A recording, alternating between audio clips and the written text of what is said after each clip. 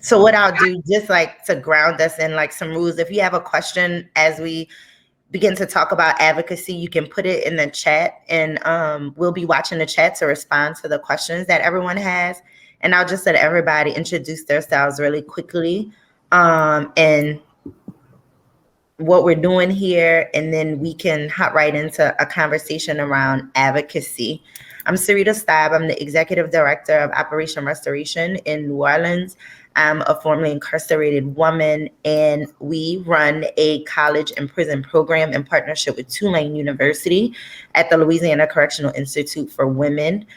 We currently have about 40 women enrolled in classes, and we're getting ready to accept our third cohort, which will bring our total up to 60 women who are working toward a Bachelor of Social Sciences that are currently incarcerated. So we're excited about that, and we're going to have a conversation around advocacy today in this breakout session.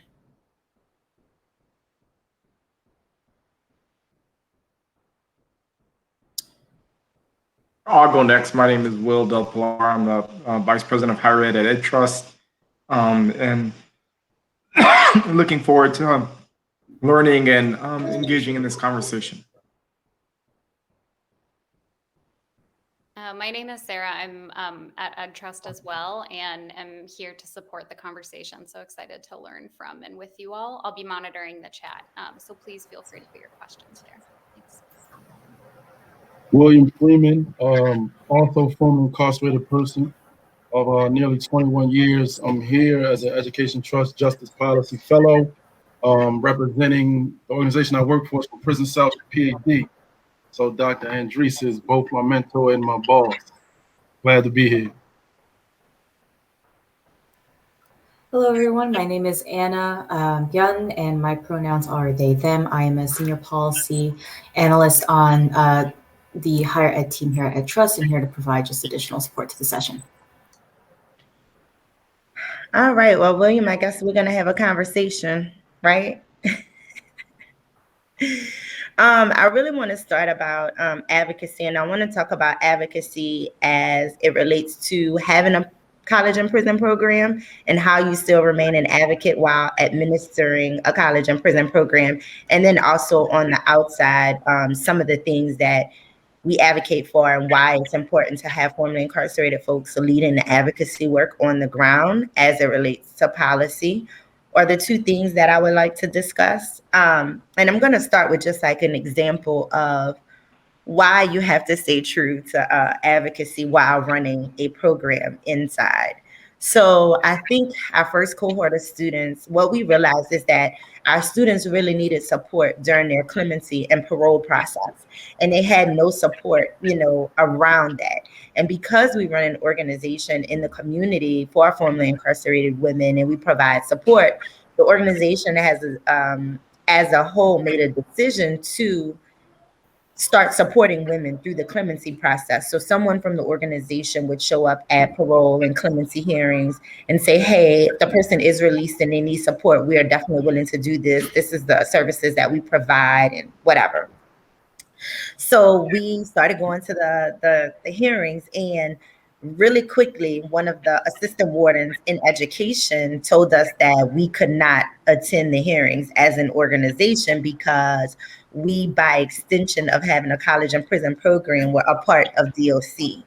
And that if we continue to support that, it would be an issue or a problem, because we can't do that.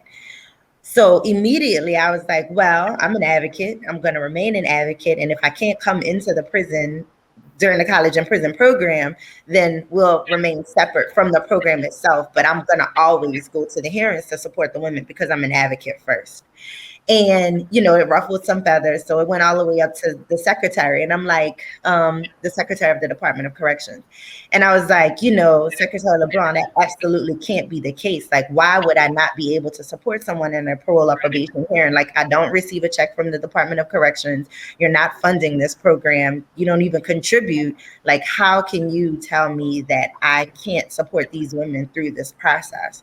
So he was like, we can't, it's just something that we kind of like, it's a known thing. And I'm like, well, it's not a known thing for us, and we're going to continue to support the women. And if I had been moving from a place of fear, so a lot of things that I tell a lot of other college and prison programs is like, you can't move from a place of fear. If you're always in fear of the Department of Corrections putting you out and ending your program, then they essentially control you and the program. I come from a vein of, if I can't do it at this prison, I will find a prison or jail somewhere to go in and work. But I'm not going to move from a place of fear. Like, I can't be afraid that my program is going to get shut down. And I think that every college and prison program, every higher ed institution should have an advocate that is intentional about advocating for the rights of the currently incarcerated while receiving an education. And like, that is their sole focus. Because I find that if that piece is missing, then the programs become vulnerable to the Department of Corrections. So, William, I know you took college classes while you were incarcerated. Like, what was that experience like for you? And like, give me some examples of like when you needed to advocate for yourself in your program. So I'll say, so to your point about how, being given the opportunity to get an education in prison or even take college classes was seen as a privilege, but it was also seen as a thing to be taken away by the administration anytime you were talking about like advocating and being made to like make a decision. So as it turned out, many of us, we were learning to, write our voice into sentences. Not that we couldn't write sentences, but we were becoming persuasive in our writing, right? And learning to use the words that were being used against us to write pieces. So I know at least a handful of individuals who had that opportunity ripped away from them just because they like wrote ARPs advocating on somebody else's behalf who couldn't do that. And they were being told, like, listen, if you want to get a college education and you want to be in that program, then keep your nose clean and stay out of all this other stuff, right? So myself, I was also threatened with being put on segregation for representing a guy in a hearing where an officer clearly planted a knife on him. He did it in front of like 30 people coming from the yard, right? But it was just that this guy was too big and he knew he didn't want to engage him at that level. And so he, planted a knife on him. And so I told the guy, like, man, put my name on the ticket. And I remember representing him and then being called up to the captain's office and them saying, like, listen, you're doing really well in the jail. Like, you keep your nose clean. This is always the thing. Like, you don't make waves, right? So we don't want you to go represent this guy. And I'm like, but I saw it. So I'm saying as a person to a fellow person, and they're like, no, you're an inmate and you're not supposed to be in other inmates' business. And it's like, wait, but that could happen to me. And so long story short, I did go to represent him, but as it turned out, they told the guy, like, stay over here for another 2 weeks and we'll let you off anyway with no ticket. And he had taken that before we had even got to that. But so yeah, that's the side that doesn't get talked about with seeking an education in prison. I tend to put Goucher's program on a pedestal because in my opinion, they did a really good job of centering us. Black and brown people in the curriculum. Like, we saw ourselves as other than slaves. So like writings that came out of a period that generally in other schools are not seen as evidence, that you can't cite that, right? That's not considered a citable piece of writing. They changed that. And so narratives and things like that, we were allowed to use those as primary sources, right? And we could cite those documents. So it was an awakening, but like you said, I'm out now, and I'm still advocating for the formerly incarcerated and incarcerated people, and in school. So I think it is important to make sure that we find a way to do both, because we are the ones who experienced it, and we are the ones who get an opportunity to go back in and witness it. So it's like, if you're not allowed to be a witness, and on the other side of the coin, if a certain crime takes place and they know you were on the scene and you withhold information, you could be charged with things like accessory to the crime after the fact. Like, you knew it took place and you didn't tell the police. Oh, but I can go to jail for not telling the police when I see something, but I can't tell on the police to the police, right? So yeah, it's important that we stay engaged with both advocacy and higher education. I see, Will, you asked the question about like, how did you become an advocate and how do you create pressure to get change? I think that's like a really great question. I don't think that like you become an advocate. I think that we're all advocates. I think we all have it inside of us. We all advocate. I can see as young as my son, he's 9, he's always advocating for himself. He's always talking about why he should have access to a particular game or why I should let him do a particular thing. So I think that advocating comes natural for human beings as they talk about things that they want or things that they need. I think when you become an advocate, to create your pressure to get change and really start advocating for inequities and inequalities, you take it to a larger scale or to a larger audience, right? So you're not advocating inside of your home or on your job. You're advocating now for the inequalities that others, focus and have. And I think for me, what makes me such an effective advocate is because I don't take anything personal. When we were working to change the ban the boxer law in Louisiana on college applications, I remember the first time we testified in front of the committee, like no one felt my story. No one connected with my story. None of the legislators. I was this Black woman sitting here saying that, I was denied an opportunity to have an education, but I'm speaking to white men and white women, and they just could not relate to me or see themselves inside of me or anyone that they knew. So when we shut down and we decided to table, the bill that particular day and come back the following week, we found a white woman who had the same story that I had, and when she told what her experience was about not being able to get an education and how traumatic that was and some of the things that have been happening in her life, and she got like a standing ovation, and they told her hold her head up and that she was somebody, and this is, they're going to pass this. And I mean, it passed unanimously. And in that moment, yeah, of course, I went outside and I was like mad and I screamed and I was like, why don't I matter in the same way that she matters? But what I understood almost immediately was my role as an advocate. And if I am trying to advocate to get laws passed, that I can't make it about myself and I can't take it personal. That when this law passed, it affected Black, brown, white, and purple. It didn't have a color code on the actual law. So we effectively met our goal. We executed and did what it was that we set out to do. So really early on, I had that lesson.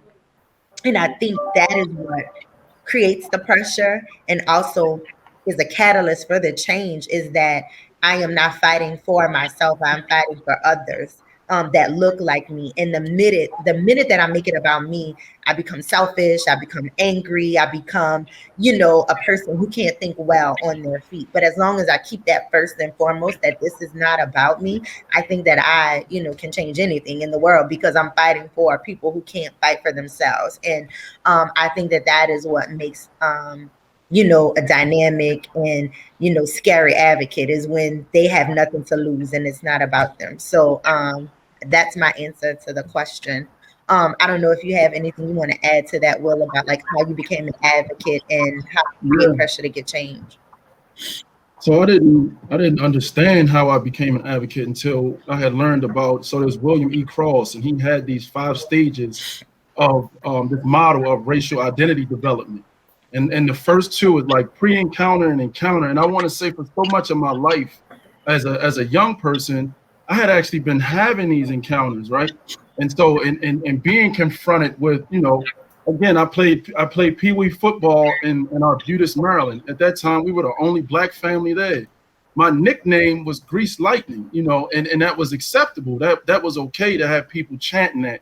And so I want to say to Syrita's point, when she mentioned her 9-year-old child, I just remember like wanting to not be called Grease Lightning, but not knowing how to advocate for myself. So as time goes on and I learn about William E. Cross's model of racial identity development in a Goucher College classroom, Black psychology taught by a Black professor, Dr. Ingrid Tulloch. She's at now at Morgan State University. And she came into the prison. And when she brought us Cross, it made so much sense that before you realize that you're a part of this, and it's kind of like I was just watching Lil Wayne. I'm personally writing journals about different people who have a look like us, but they don't espouse to it. And so Lil Wayne has an identity crisis going on, right? And he's saying that he's never experienced racism.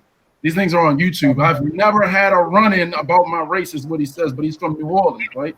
And so you don't have an encounter, you don't have like an issue with it until you have an encounter, until you are pulled over by the police, or until you are wrongfully convicted, or until you are a part of a class of people where no matter where you go, the first thing that matters is what people think about your race, not you as an individual, but what your race is, right?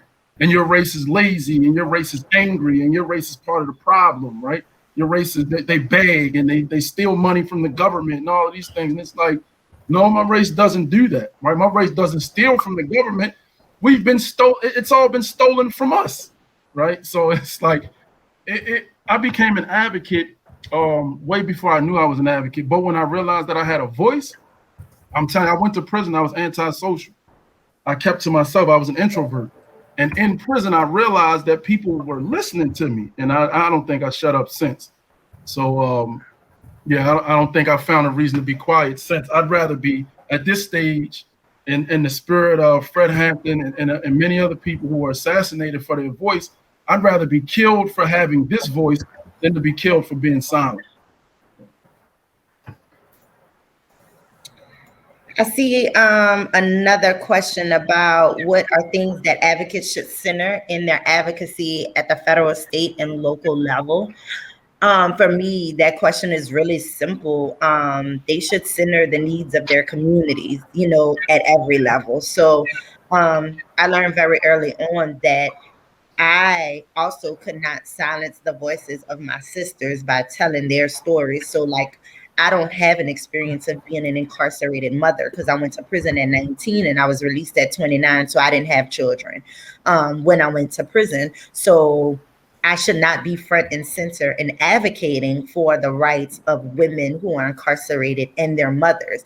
There are enough women who have been incarcerated that are mothers that can advocate for themselves. In that moment, I am supposed to be there to support them, fight with them about their issues, and give them the language and the tools that they need in order to execute their end goal. So I think for myself, centering the needs of others in the community and really being engaged in the needs, and also understanding your lane and where you're supposed to be. I know that I have no business about leading a transgender movement for incarcerated transgender folks, because I was not transgender and incarcerated, but we do a lot of transgender work at my organization, but that work is also led by transgender folks. So I think that is how advocates should center their policy work, irrespective of what level it is that they're fighting on. And I think that the reason why that is also so important is because I don't want to be the person that is always talking and always speaking, because your voice becomes just one of the many who are constantly talking all the time. So for me, it's also about empowering other folks, and not even so much empowering, helping them to realize the power that they already have, and they can then advocate for themselves. William? Thank you for the prompt. But honestly, so on a serious note, I think that advocates, when given a platform, another thing that I've learned, since I've been involved with advocacy, is that some of us get a level of prestige, right? It's a type of privilege. It's not white privilege, but it makes us different than someone else who's currently in and doesn't have you don't know his name or her name, or they haven't been released and demonstrated that they are as intelligent as anyone else. And I think that it's important for folks like myself that once given a platform or proximity to decision makers, that we center the people who are oftentimes not even talked about, and leverage those relationships to be able to say, like me, unapologetically, I tell people, I'm not going to take my face off in a room, so I'm not going to go to a room and be somebody I'm not, right? So we were in DC with Vera, and respectfully, and the whole conversation was about CT programs and firewalls in prison and shoring up firewalls so that they can get computers in and the whole nine. And when it came to me, I'm thinking about men that I've witnessed who've died in prison, and were there with life sentences from age 15 and still said they were innocent and how they were forgotten and they didn't have the money or the resources to fight their cases, right? And so I'm sitting there and I remember coming back to it and I was like, man, I don't know if I want to perfect college in prison or get back to a period before 94 when they removed it, when I know guys who used to leave the penitentiary on 954 Forest Street and go to college, right? They used to leave the prison and go to Coppin, right? They used to leave the prison and go to these institutions of learning and then come back. That's a different process because I'm afraid that if we perfect prison in college, we'll legitimize mass incarceration, right? To some degree. So I think it's important that, again, the relationships that we gain and we make, how we can benefit from them as individuals, that we leverage and keep that at the center of our advocacy, that I have this connection to this decision maker. And I know this individual who needs this, for me to bridge this gap. And that I do that I keep that at the core of what I'm doing. And I don't just profit myself and go and get myself a house and a car and move off to wherever and then turn a blind eye to the injustices that go on. So I think for me that it's important to center that. And then your knowledge base, right? So again, I had a chance to learn how to go to Annapolis with a flash drive and upload written testimony and then sit before the panel or the commission and give oral testimony and then meet with legislators in the hallway who said, man, that was powerful. And let me get your phone number. That's a different, you know what I mean? So keeping at the center of that. So now when I'm meeting individuals who can't do it, I have been to Annapolis at least, I don't know, it's 5 or 6 times. And 4 of those times was with other people. Like, I'll go with you. I got a flash drive. I'll show you how to load it.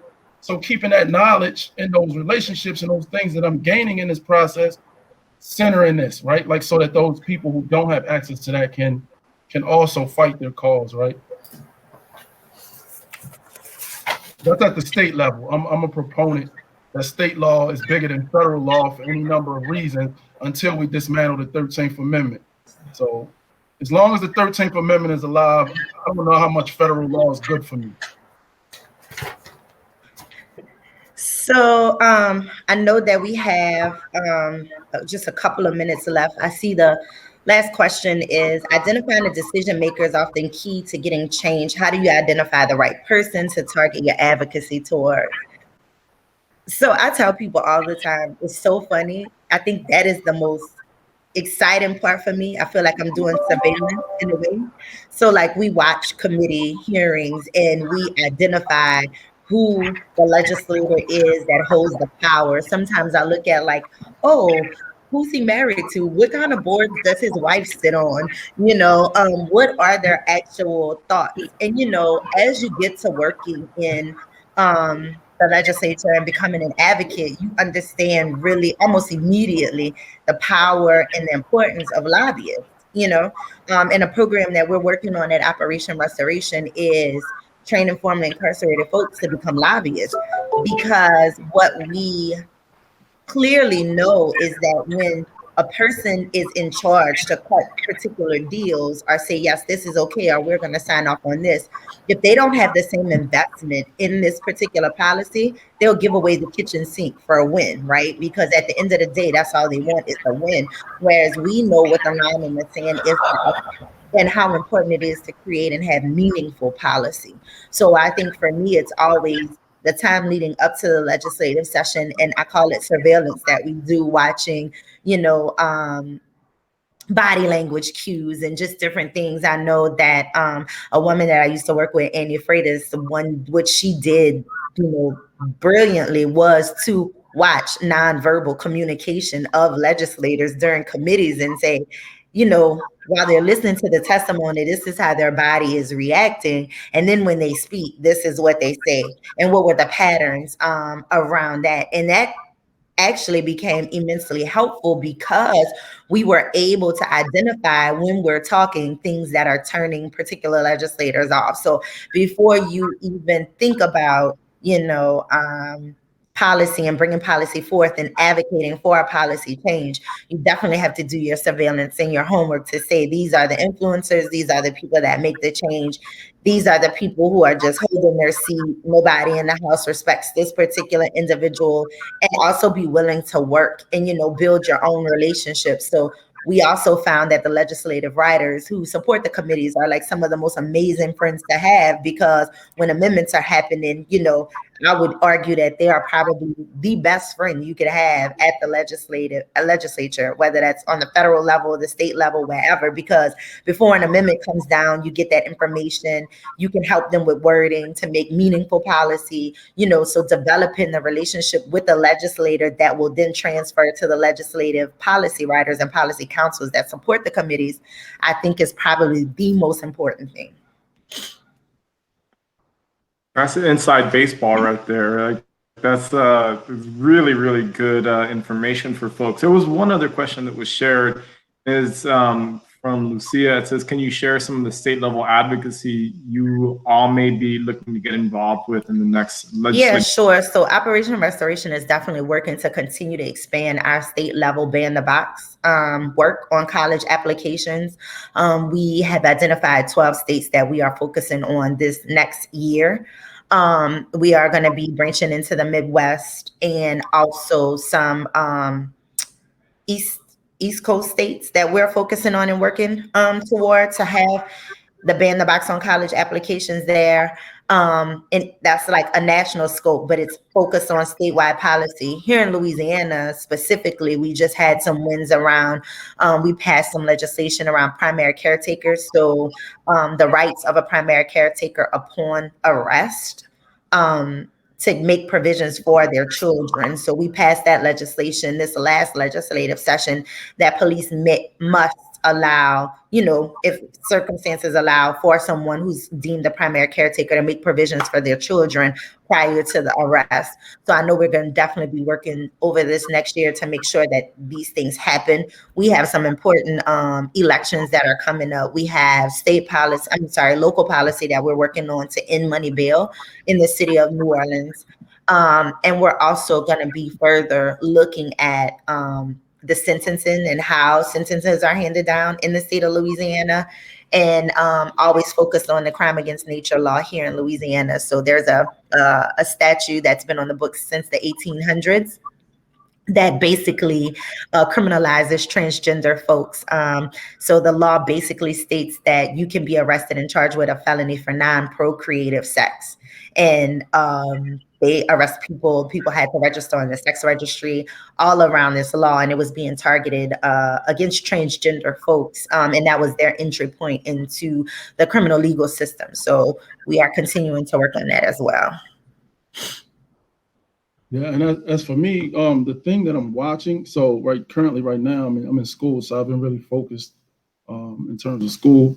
However, the thing that I'm watching and keeping tabs with is as the country, I don't know how it looks now with Delta now. However, I keep communication with at least 4 of the prisons here in Maryland, people who are still behind the wall, and I'm watching as they begin to open back up how they treat the visits, and whether they leave people on video and start making that the norm. We know the importance of contact for healthy social interactions, right?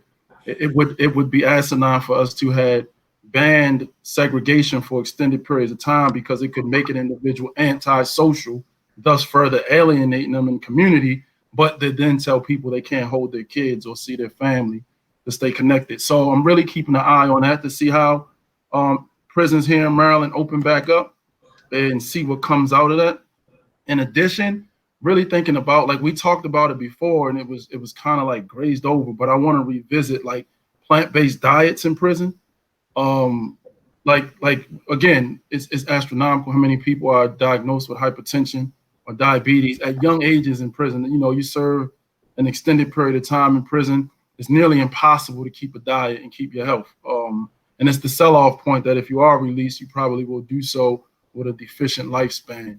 So I'm focused. I see that as the thing going forward. However, currently right now, it's like going to school and then trying to harvest collective power. I think to the last question, I think it's more important. It's equally important to get people to realize they have agency, that we as a collective, and I mean people who have been system impacted specifically and only, right? That we have, that's something I've been in community with here in Baltimore. We've talked at a few locations about forming a voting block. But I mean, we're talking about a city that is rearresting people at a plus 80 percentile. So we really want to start looking at, can we organize ourselves while we have the right here in Maryland to vote before people start trying to, take that back and turn back some of that legislation. So those are some of the things that I'm keeping my eye on. But the main one is because I definitely had a son who was 4 days old when I went to prison, and I served 21 years there. And I remember like how holding him would get me from one visit to the next visit and also keep me somewhat human through that process, because it's really easy to become a part of that environment and just to live at the very base level of survival, right? And I remember me thinking like how he would see me, and it was based off of me holding him, looking in his eyes when he was small, and like, I'm not going to fail him. I'm not going to let you down. So I'm keeping my eye on that. Yeah. Thank you so much. Oh, go ahead, Sarah. Sorry. Please go ahead. Go ahead. I was just going to say that's the end of the session. So I want to thank you both for sharing, such great information around advocacy, strategy, things you guys are watching, and the importance of advocacy, especially at a local level.